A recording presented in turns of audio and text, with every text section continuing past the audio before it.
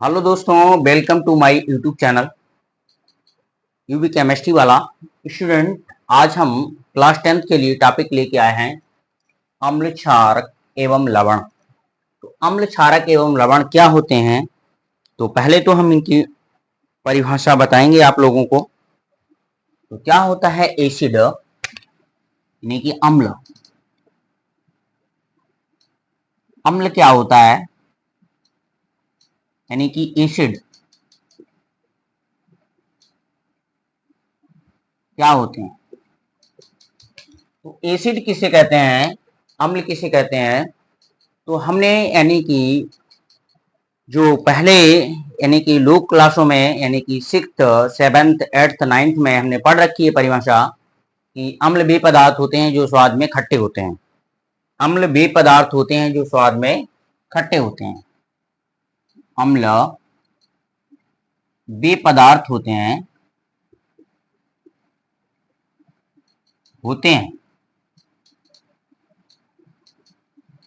जो स्वाद में खट्टे होते हैं, जो स्वाद में खट्टे होते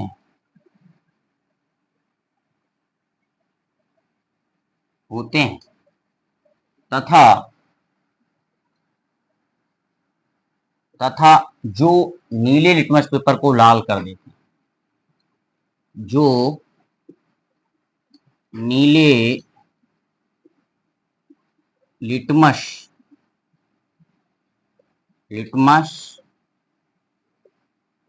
पेपर को लाल कर देते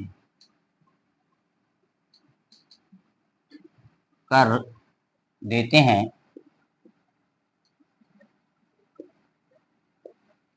अम्ल कहलाते हैं। क्या कहलाते हैं? अम्ल कहलाते हैं।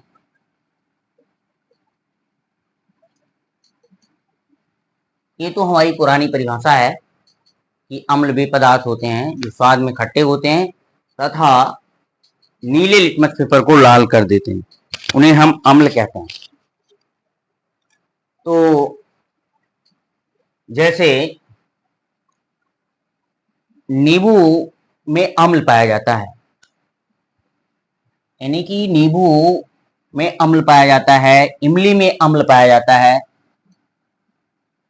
और संतरे, इनमें क्या पाया जाता है? अम्ल पाया जाता है। तो पुरानी परिभाषा यानी कि जो नई परिभाषा है अम्ल अम्ल को परिभाषित करने के लिए कई अवधारणाएं हैं, लेकिन कक्षा 10 में हम सिर्फ एक अवधारणा पढ़ते हैं। वो अवधारणा है हमारी आर्हीनियस अवधारणा या आर्हीनियस सिद्धांत। तो आर्हीनियस सिद्धांत क्या कहता है मेरे प्यारे बच्चों? आर्हीनियस सिद्धांत और हीनियस सिद्धांत। आर्हीनियस सिद्धांत कहता है कि अम्ल वे पदार्थ होते हैं जो जलीय विलयन में H आयन देते हैं। अम्ल वे पदार्थ होते हैं जो जलीय विलयन में H आयन देते हैं। में H आयन या प्रोटॉन या हाइड्रोजन आयन, प्रोटॉन या हाइड्रोजन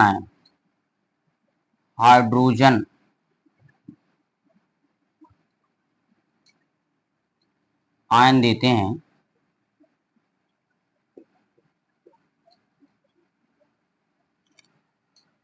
अम्ल कहलाते हैं। अम्ल कहलाते हैं।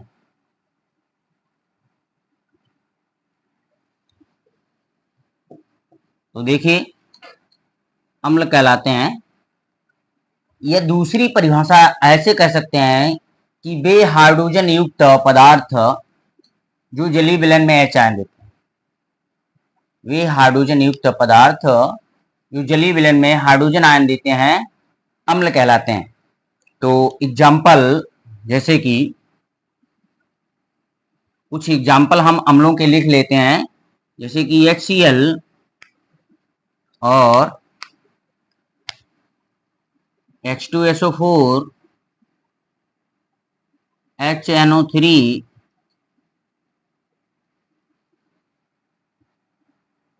HCN, H2S। तो ये जो पदार्थ हैं, इनमें प्रत्येक पदार्थ में देखिए क्या पाया जा रहा है, हाइड्रोजन पाया जा रहा है। हाइड्रोजन, जहां भी हाइड्रोजन, तो ये हाइड्रोजन युक्त पदार्थ हैं जो जलीय विलयन में हाइड्रोजन आयन देंगे। तो इसी को हम कहेंगे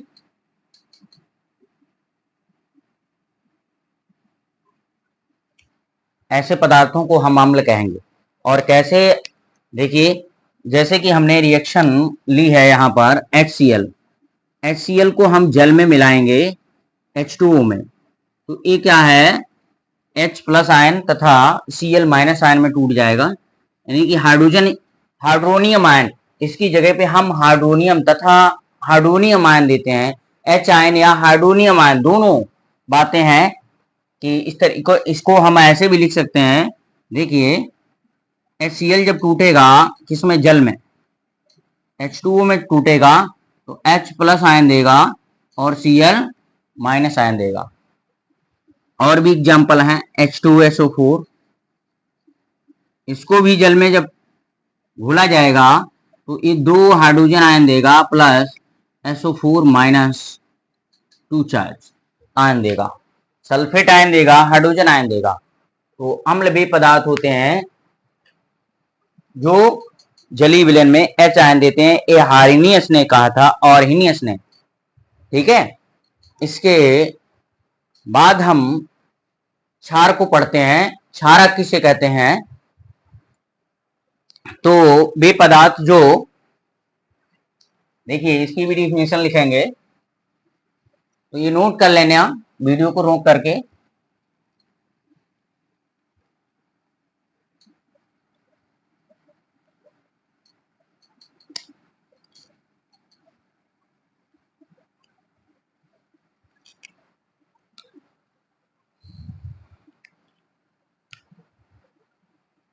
अगर हम यहाँ पर अम्ल की प्रबलता की बात करें, अम्ल की प्रबलता,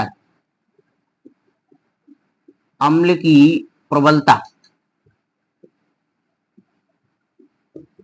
यानी कि कौन सा अम्ल प्रबल अम्ल होगा, वे अम्ल जो जलीय विलयन में H आयन शीघ्रता से देते हैं, बहुत आसानी से H आयन निकाल देते हैं, वे प्रबल अम्ल कहलाते हैं। और जो आसानी से हाइड्रोजन आयन नहीं देते हैं, वे दुर्बल अम्ल कहलाते हैं। तो प्रबल अम्ल में कौन कौन आ जाएगा, प्रबल अम्ल जैसे HCl, H2SO4, HNO3, ये प्रबल अम्ल में आ जाएंगे। और दुर्बल अम्ल में क्या होगा, दुर्बल अम्ल में HCN है, कामा H2S, कामा CH3, COOH आदि, ये दुर्बल अम्ल होते हैं। कैसे अम्ल हैं, आदि दुर्बल अम्ल है।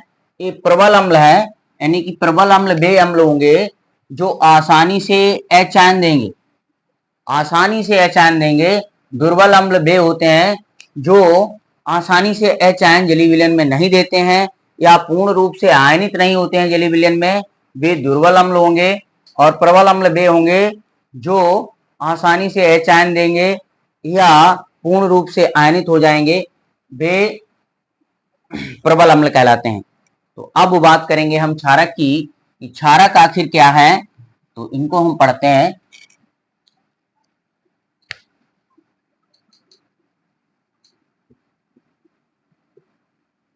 क्षारक यानी कि बेसेस क्या होते हैं? क्षारक। क्षार किसे कहते हैं? देखिए, लिखेंगे वे पदार्थ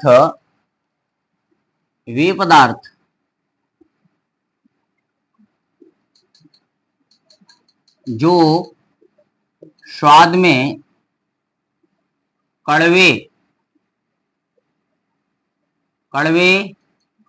होते हैं। वे पदार्थ जो स्वाद में कड़वे होते हैं तथा स्पर्श करने पर साबुन जैसे चिकने होते हैं। साबुन जैसे चिकने होते हैं।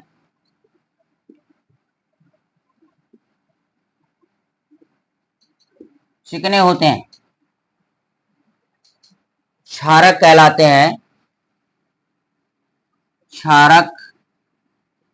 कहलाते हैं।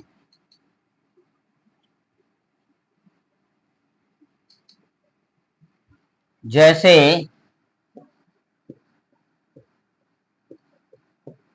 NaOH, gamma KOH, NH4OH, CaOH का होल ट्वाइस, MgOH का होल ट्वाइस आदि। ये क्षारक हैं। इनके नाम भी याद होने चाहिए। Sodium hydroxide, potassium hydroxide, ammonium hydroxide, calcium hydroxide, magnesium hydroxide. तो नाम भी लिख दे रहे हैं इनके। Sodium hydroxide, sodium hydroxide,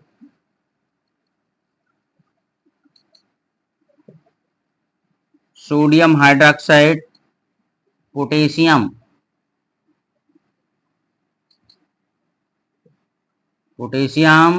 hydroxide,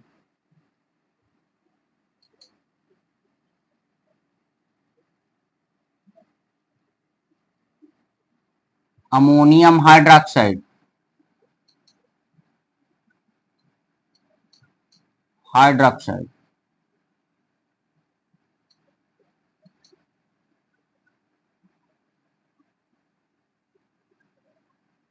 calcium hydroxide, इसका नाम हो जाएगा कैल्शियम हाइड्रोक्साइड।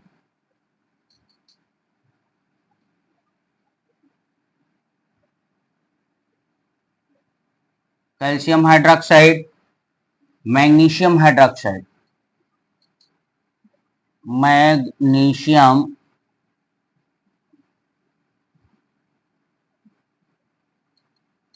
हाइड्रोक्साइड।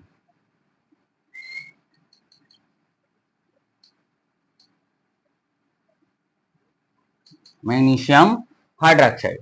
तो ये रहे क्षारों के नाम और उनके अणुसूत्र। तो अगला जो अवधारणा है आर्हेनियस की, तो वो क्या कहती है कि क्षारक वे पदार्थ होते हैं। आर्हेनियस अवधारणा के अनुसार या आर्हेनियस सिद्धांत के अनुसार,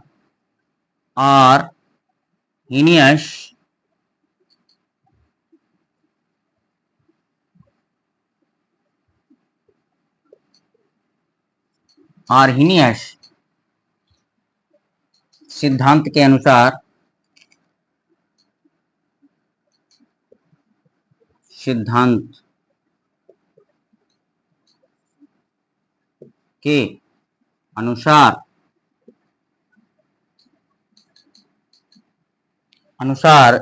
क्षार वे पदार्थ होते हैं। क्षार वे पदार्थ होते हैं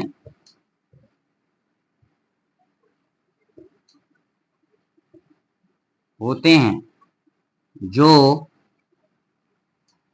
क्षार वे पदार्थ होते हैं जो जलीय विलयन में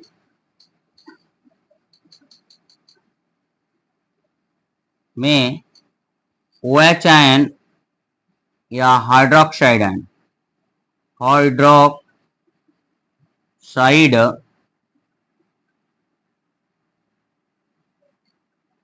आयन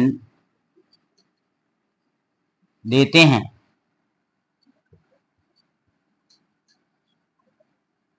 क्षार कहलाते हैं।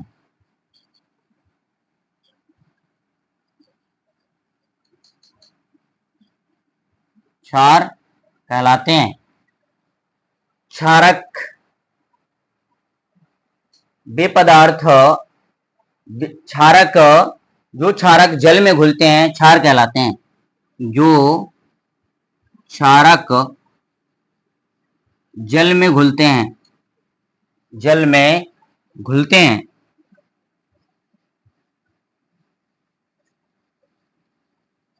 घुलते हैं, क्षार कहलाते हैं।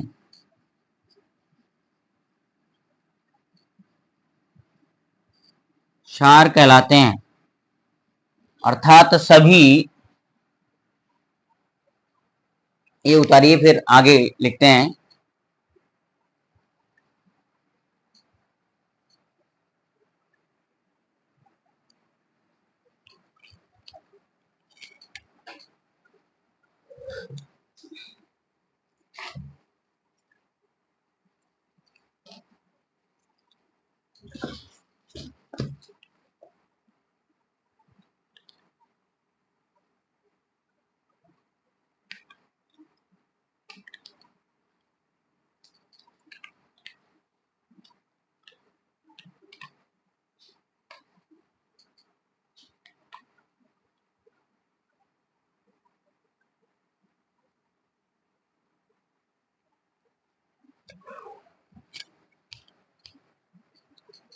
नोट हो चुका होगा बच्चों, तो आगे लिखिए।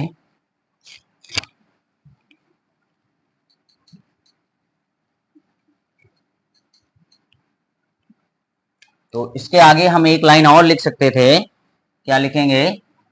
अर्थात सभी, अर्थात सभी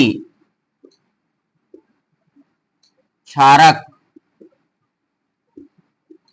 क्षारक क्षार नहीं होते हैं,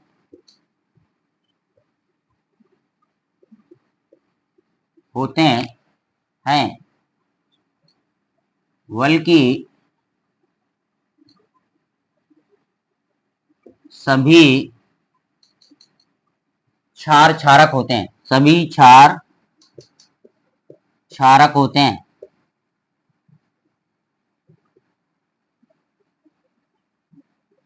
क्षारक होते हैं। फिर देखिए,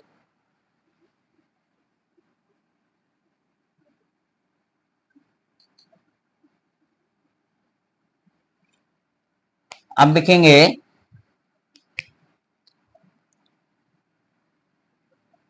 रिएक्शन। एक देख लीजिए, NaOH को हम जल में घोलेंगे, H2O में, जली विलेन में घोल दें तो ये Na प्लस आयन देगा और OH माइनस आयन। OH आयन दे तो वो क्या कहलाएगा? क्षार कहलाएगा। क्या कहलाएगा? क्षार।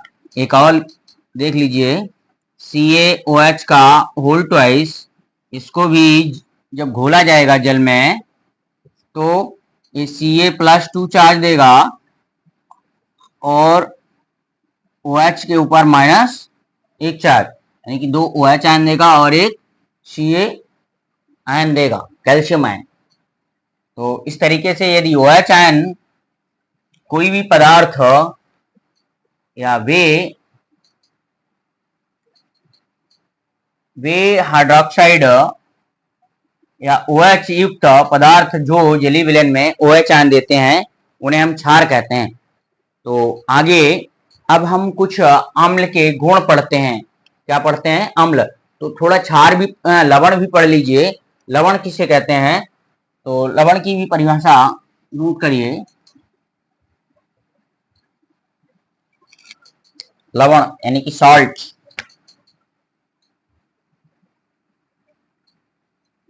लवण, साल्ट्स। साल्ट्स क्या होते हैं, यानी कि लवण। तो लवण की परिभाषा क्या है, जब कोई अम्ल क्षार से अभिक्रिया करता है, लिखेंगे जब कोई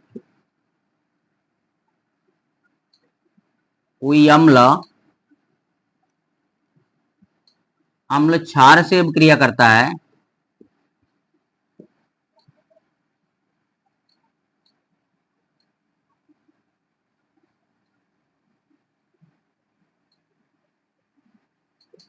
जब कोई अम्ल क्षार से अभिक्रिया करता है तो इस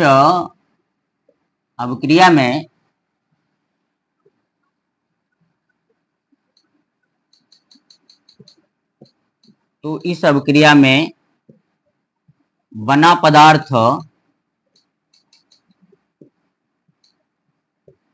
लवण कहलाता है।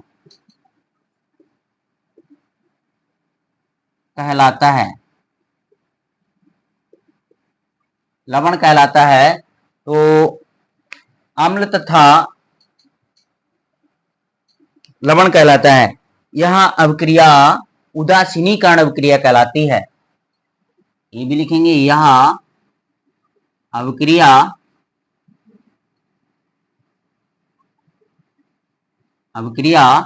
उदासीनीकरण अभिक्रिया कहलाती है।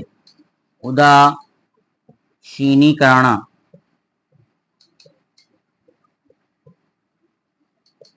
अभिक्रिया कहलाती है।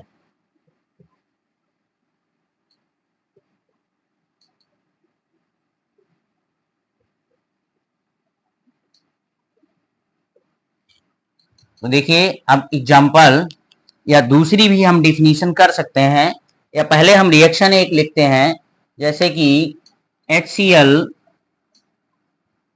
और NaOH। तो देखिए, हमेशा क्या बनेगा, ऐसी कोई रिएक्शन मिले जब भी अम्ल से क्षार अभिक्रिया करेगा तो क्षार में जो मेटल होगा, मेटल आयन या धनायन पार्ट, वो हमेशा हाइड्रोजन को क्या कर देगा, रिप्लेस कर देगा।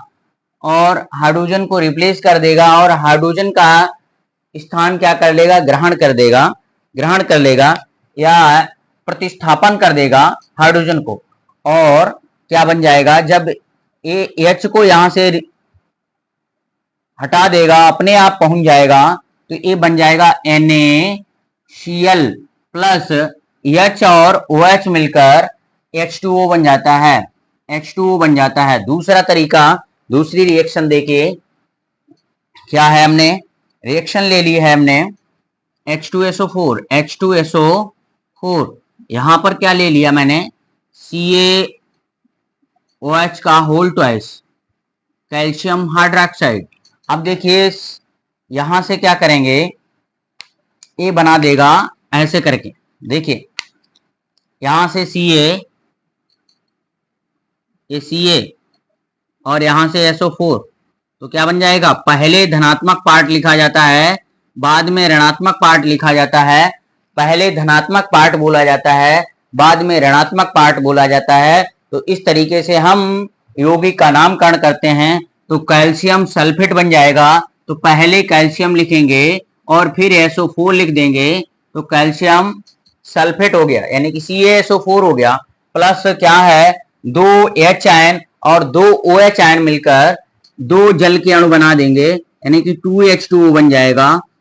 तो ये भी अभिक्रिया उदासीनीकरण अभिक्रिया, अर्थात ये क्या है, लवण है। ये क्या है, लवण है। तो नोट करिए बच्चों, उदासीनीकरण अभिक्रिया में हमेशा लवण और जल बनेगा, ये ध्यान रखने योग्य बात है।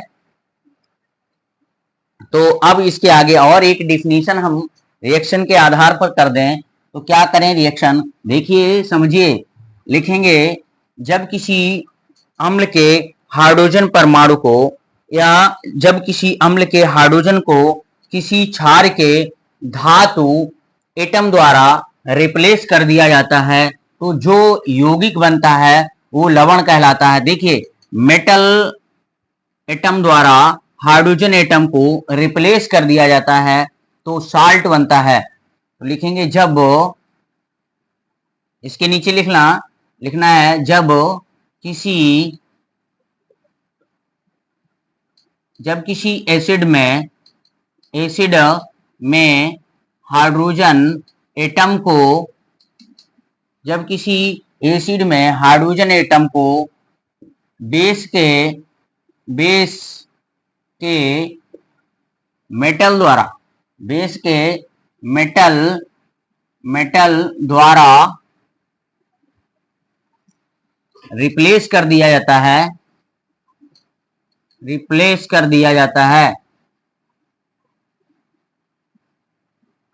जाता है,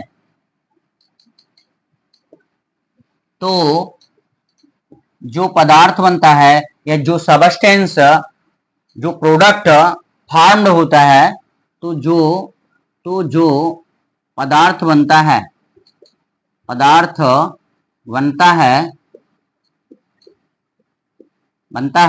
वह लवण कहलाता है।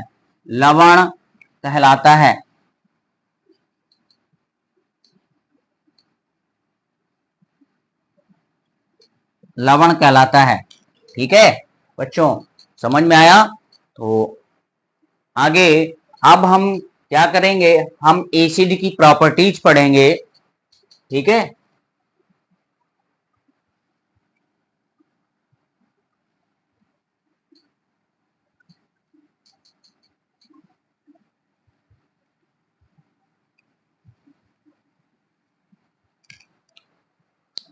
अब एसिड की कुछ रासायनिक गुण पढ़ेंगे।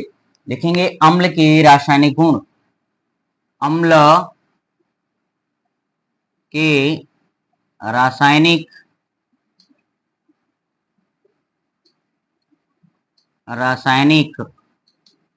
गुण यानी कि chemical properties of acid. Chemical properties of acid. तो देखिए क्या होती है केमिकल प्रॉपर्टीज। नंबर 1, हम क्या है, एसिड की हम मेटल से अभिक्रिया करा दें, यानी कि धातु से अभिक्रिया, रिएक्शन विद मेटल,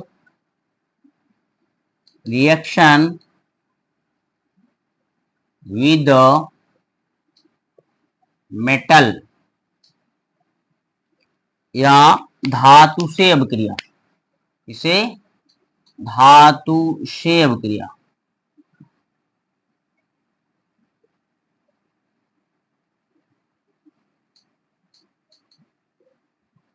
धातु से अभिक्रिया किसकी कराएंगे, मेटल की कराएंगे। सॉरी, धातु से अभिक्रिया इसकी एसिड की धातु से कराएंगे। तो एसिड हमने HCl ले लिया और कोई भी मेटल हमने ले लिया, वो क्या ले लिया, सोडियम। तो सोडियम क्या करेगा, जब भी यानी कि अम्ल से मेटल रिएक्शन करेगा तो मेटल हाइड्रोजन को रिप्लेस करेगा, तो यहां पर बनेगा NaCl। क्या बनेगा, NaCl बनेगा, यानी कि हाइड्रोजन को रिप्लेस कर दिया और यहां पर अपने आप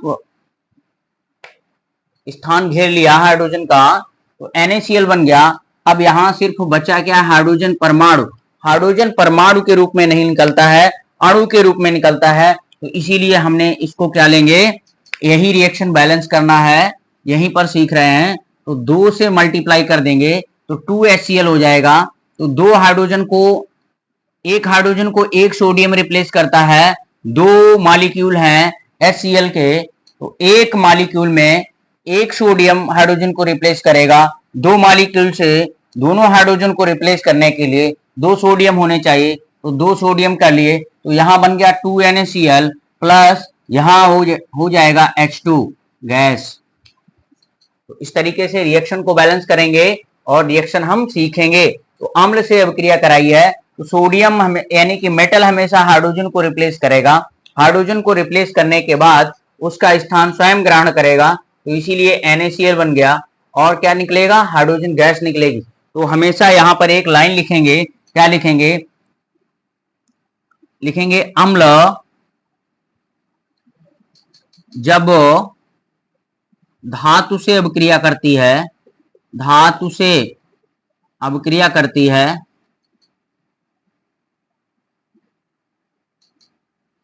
अभिक्रिया करती है तो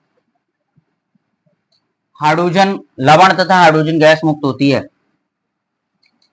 अम्ल जब धातु से अभिक्रिया करती है तो लवण बनता है तथा हाइड्रोजन गैस मुक्त होती है, तथा हाइड्रोजन गैस मुक्त होती है, मुक्त होती है। अगली रिएक्शन देखिए,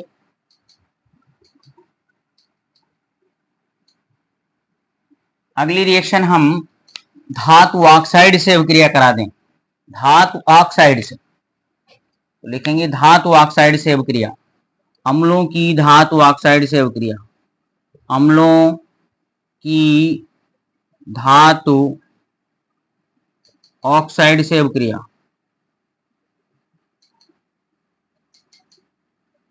धातु ऑक्साइड से अभिक्रिया।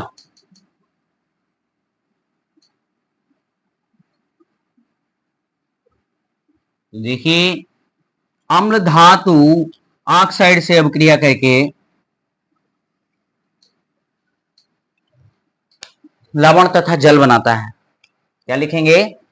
अम्ल धातु ऑक्साइड से अभिक्रिया करके, धातु ऑक्साइड, धातु ऑक्साइड से अभिक्रिया करके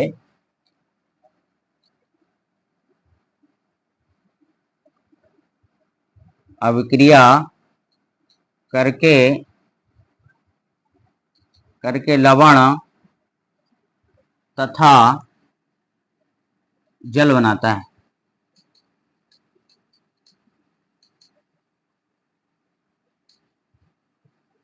ठीक, लवण तथा जल बनाता है। तो देखिए रिएक्शन देखिए, हमने लिया है अम्ल HCl और धातु ऑक्साइड ले लिया है CaO।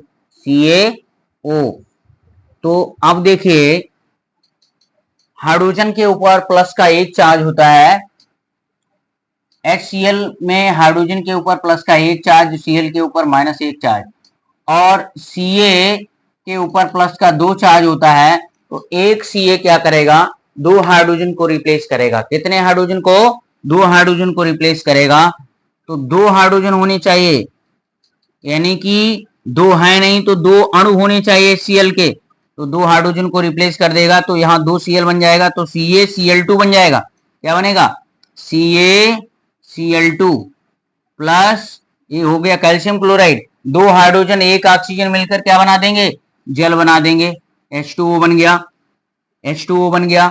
इसे लिखने का और भी तरीका है कि यहां से ऐसे करके CaCl2 निकल गया, दो Cl है यहाँ, Ca सिंगल है तो CaCl2 निकल गया और H2O बन गया।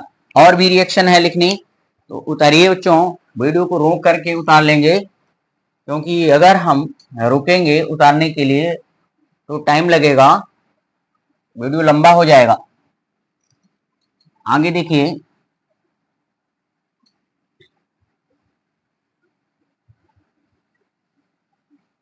दूसरा और हम रिएक्शन क्या ले लें? हमने ले लिया यहाँ पर यानी कि H2SO4, H2SO4 दूसरा हम ले लिया, और रिएक्शन किससे करा दें? रिएक्शन करा दें हम KO से, यानी कि K2O से, K2O से, पोटेशियम ऑक्साइड है, ठीक है, इससे अभिक्रिया कराएंगे तो एक पोटेशियम एक हाइड्रोजन को रिप्लेस करेगा, दो पोटेशियम दो हाइड्रोजन को, तो ये बनाएगा K2SO4 प्लस H2O। और भी रिएक्शन लिख लीजिए, एक हम ले लिया हमने HNO3 प्लस, अब क्रिया करा दें इससे, देखिए यहां पर लिख लें हम MgO से, तो मैग्नीशियम नाइट्रेट, मैग्नीशियम क्या करेगा, दो हाइड्रोजन को रिप्लेस करेगा, तो ये बनाएगा, यानी कि इसको दो गुना लेना पड़ेगा, तो MgNO3 का whole twice plus 2H2O, 2H2O या H2O बनेगा, 2H2O नहीं H2O बनेगा। ठीक है, अगली रिएक्शन देखिए, अम्लों की क्षार से अभिक्रिया करा दें तो लवण बन जाएगा। अम्ल किससे अभिक्रिया करेगा, 1 मिनट देख लें, वीडियो चालू है।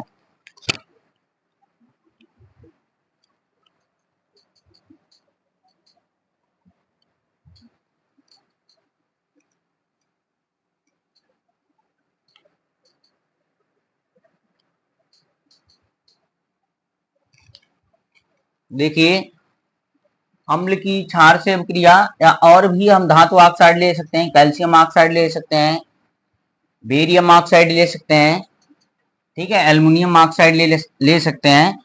अब रिएक्शन डालेंगे, हेडिंग डालेंगे, अम्लों की क्षारों के साथ अभिक्रिया, अम्लों की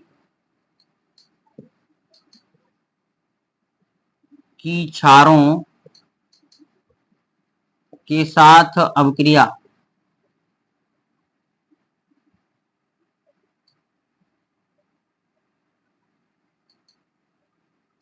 अम्लों की क्षारों के साथ अभिक्रिया है, क्या है भाई, देखिए अम्ल हमने ले लिया HCl, ठीक है, क्षार ले लिया NaOH,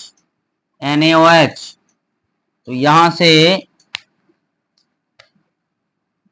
Cl और यहां से Na, ये बना देगा NaCl, क्या बन गया, NaCl, नमक का सूत्र है NaCl। ठीक है, बचा क्या है, एक H और एक OH, यानी कि H2O बन गया, यानी कि अम्ल क्षार से अभिक्रिया करके लवण तथा जल बनाता है, क्या बनाता है, लवण तथा जल। ये नमक है यानी कि लवण, और ये जल है, नमक तथा जल बनाता है। अगली रिएक्शन लिखिए,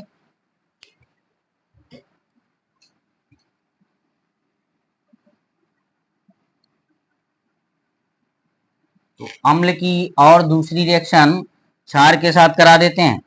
जैसे हमने यहां लिया है H2SO4 सल्फ्यूरिक अम्ल,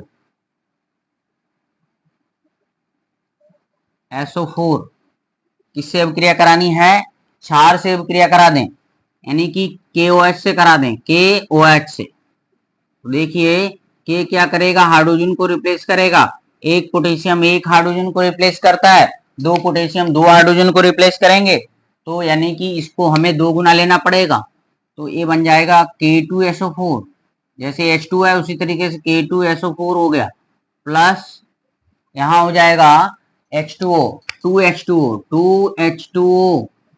अगली एक और रिएक्शन लिख लीजिए, अम्ल की क्षार के साथ अभिक्रिया करा दो, तो अम्ल ले लिया हमने HNO3, क्षार अमोनियम हाइड्रोक्साइड NH4OH, तो अमोनियम हाइड्रोक्साइड जब अभिक्रिया करेगा तो NH4OH बनेगा, NH4OH अमोनियम नाइट्रेट,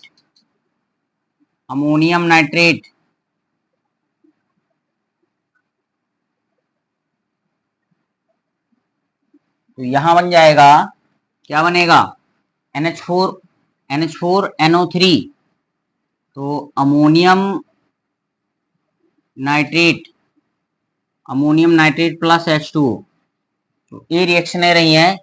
तो यदि इसके आगे हम अब नेक्स्ट वीडियो में पढ़ाएंगे आप लोगों को, तो अभी तक आप लोगों को हमारा टॉपिक समझ में आया है तो प्लीज अभी तक चैनल को सब्सक्राइब नहीं किया है तो प्लीज सब्सक्राइब करें और अधिक से अधिक लोगों के पास शेयर करें। तो धन्यवाद स्टूडेंट।